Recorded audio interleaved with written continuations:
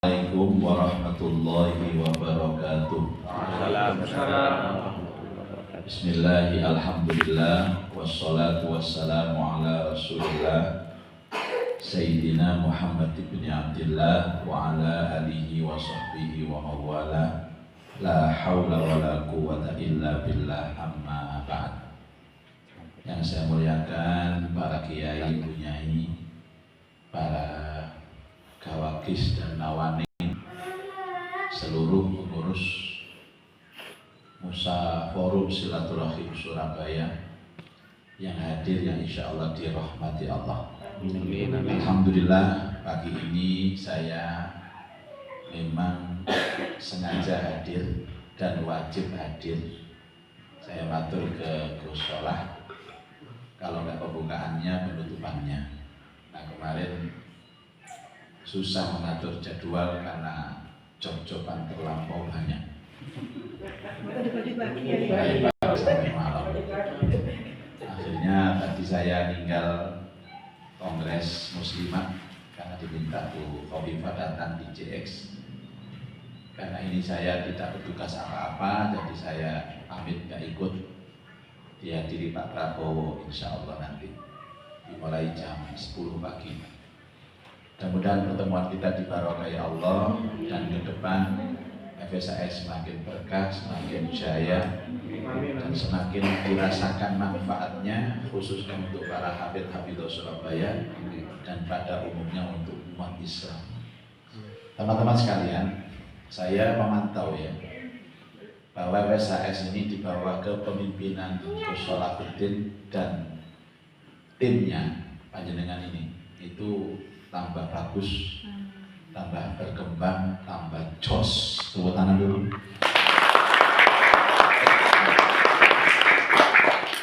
Ya tentu bukan hanya sekolah, pasti didukung dengan tim yang solid, tim yang handal, tim yang amanah, tim yang punya jiwa pejuang dan punya jiwa pengabdi. Karena kalau orang itu kedonyan, tidak akan betah di FSAS.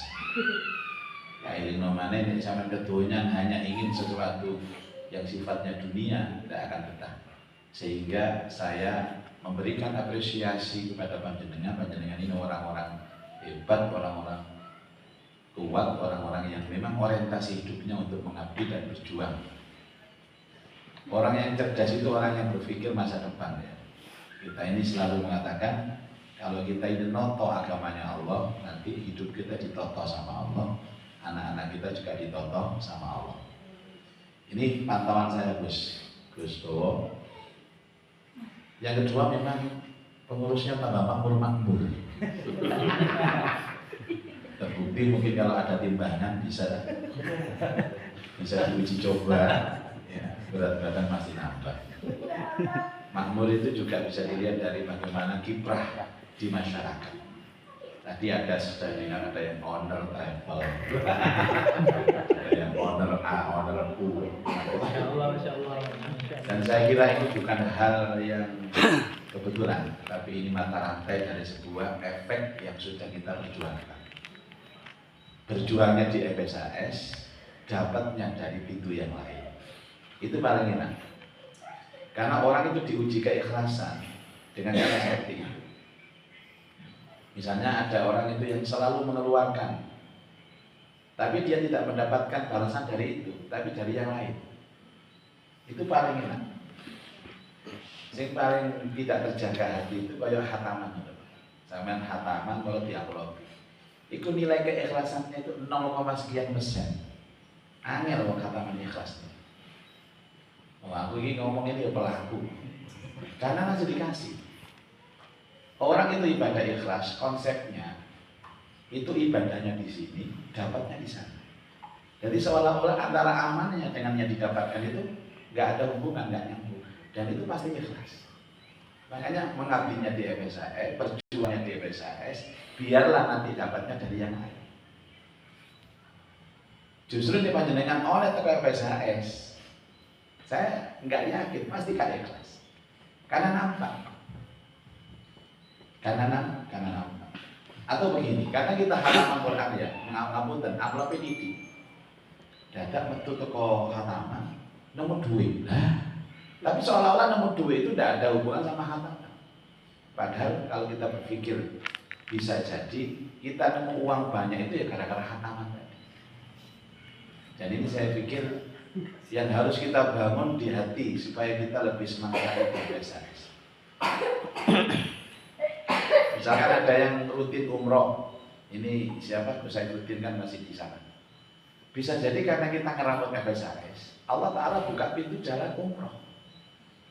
Dan itu ikhlas pasti, karena kita nggak membandingkan. Cuman kita nggak tahu kalau efeknya, dampaknya seperti itu. Loh, saya sendiri merasa kok, saya hidup saya seperti itu walaupun belum sempurna. Tapi saya merasakan hidup ini kok enak gitu. Nggak pernah ada masalah, nggak pernah ada problem. Kalau ingin rapi gak keturunan itu biasa. Jangan rame.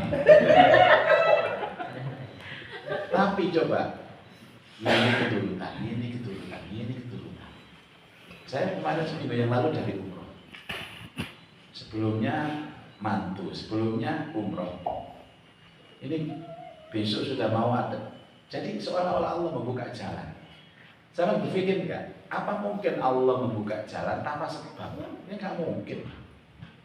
Likulli syai'in sabab. Semua ada sebabnya. Dan saya meyakini sebab saya seperti ini yang ngeramut Al-Quran dan ngeramut pelaku Al-Quran, pegiat Al-Quran.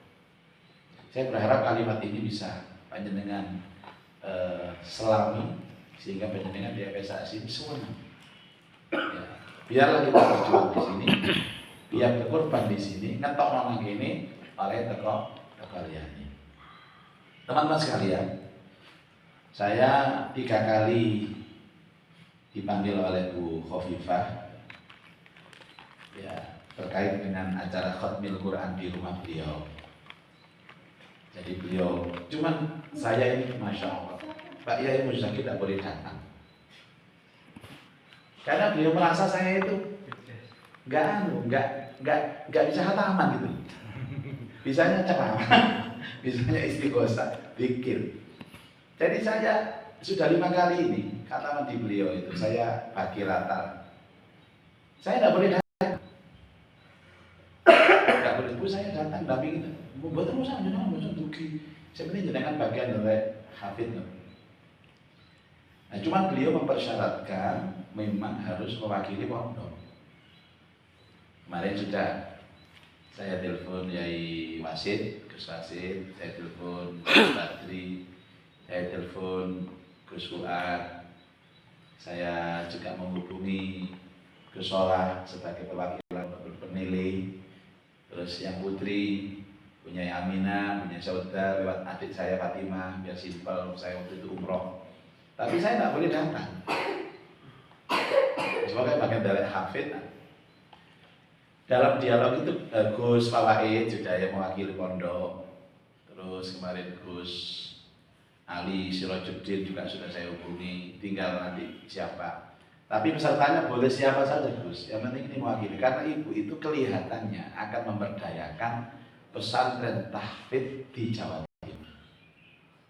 Makanya sambil mendata. Nah, Bu, nanti saya boten usah, jenengan boten usah. Jenengan enten ngawas mau pengajian baru ngisi di sini. Jadi seolah-olah kula niki gak oleh khataman ngoten lho. Padahal apa dhewe iki yo seneng khataman. Saya ini seneng khataman nih, seneng berkati gitu. Berarti kan artinya banyak hal yang positif yang akan kita garap ke depan ini.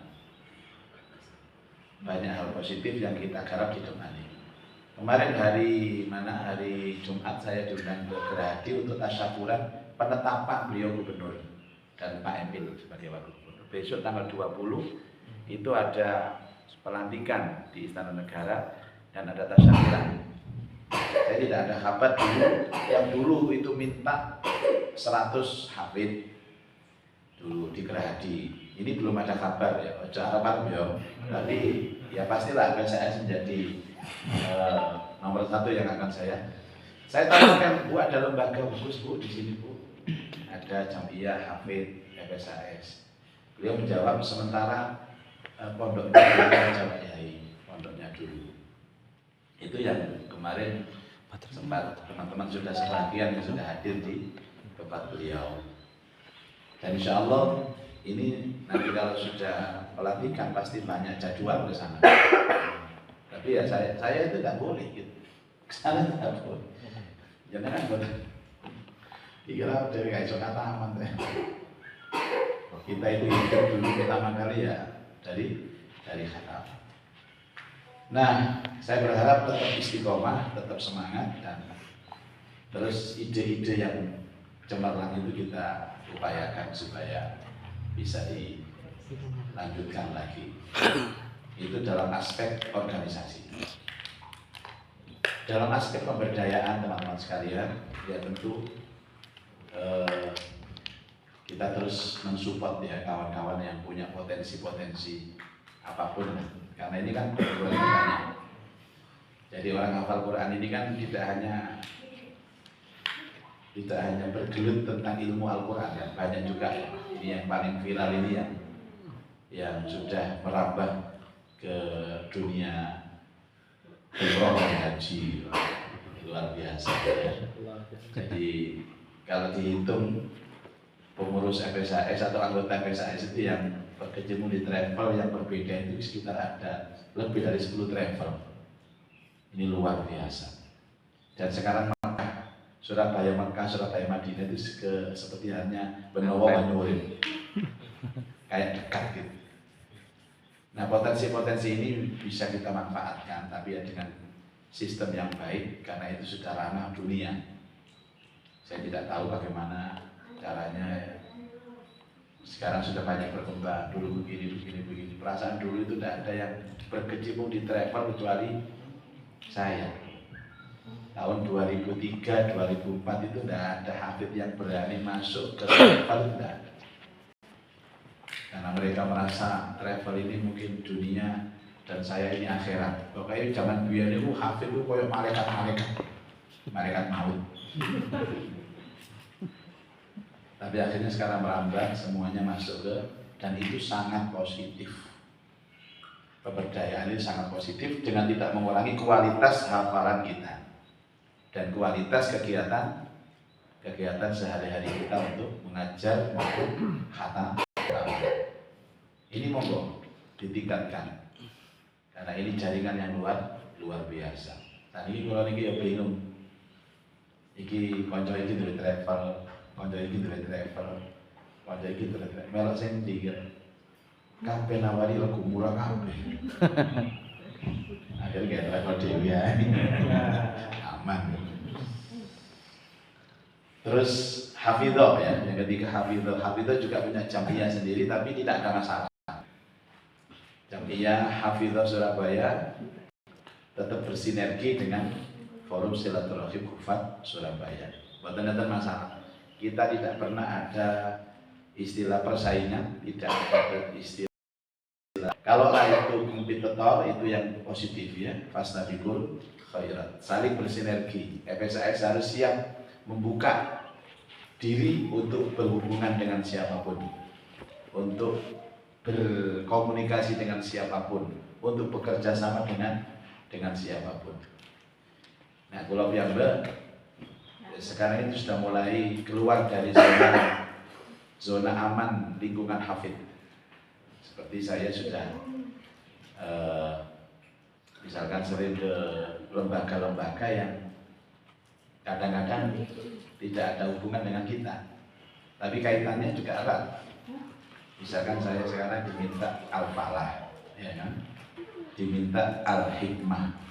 Yang kedua lembaga ini kan berafiliasi dengan Muhammadiyah, Al-Irsyad. Tapi kita ini sudah open. Ojo mana kok ambek Muhammadiyah, ambek PKI apa? Nek perlu ono api ini. Partai Kiai Indonesia. Jadi jangan menutup diri, apalagi ada mentor-mentor yang sekarang sudah mulai merambah. Dulu itu kuper kita Pak, tapi sekarang FSAS itu sudah mulai gagah tampil di depan umum. Dan kita ini selangkah lebih maju karena kita membawa Al-Quran. Salah satu bentuk keistiqomahan kita itu adanya musyker yang kita adakan 2 hari. Ini perbandingan dengan dulu ada kepengurusan yang lalu itu selama 3 tahun gak ono musyker. Ya moro-moro besar. Jadi tidak ada kegiatan moro-moro milih ketua. Kalau ini kan luar biasa. Jadi amanah dari Mubes, amanah dari ADART terus dilaksanakan dan direalisasikan. Akhirnya teman-teman, saya secara pribadi bangga kepada panjenengan sedaya. Mudah-mudahan amal panjenengan mengabdi di FSAS ini dicatat oleh Allah seperti amal soleh. Dan semoga mendapat balasan yang berlipat ya. Efek dari kita mengabdi di FSAS ini, dunia kita ditonton sama Allah, amin, amin. Semua ditonton sama Allah, amin. Dan saya juga senang kalau setiap musyir itu ada yang sponsor villa, kemarin kelasan ya, sini, nggak bujuk kerasan sehingga bujuk, ada dulu tau lah, akhirnya nyekel kayak bandar itu.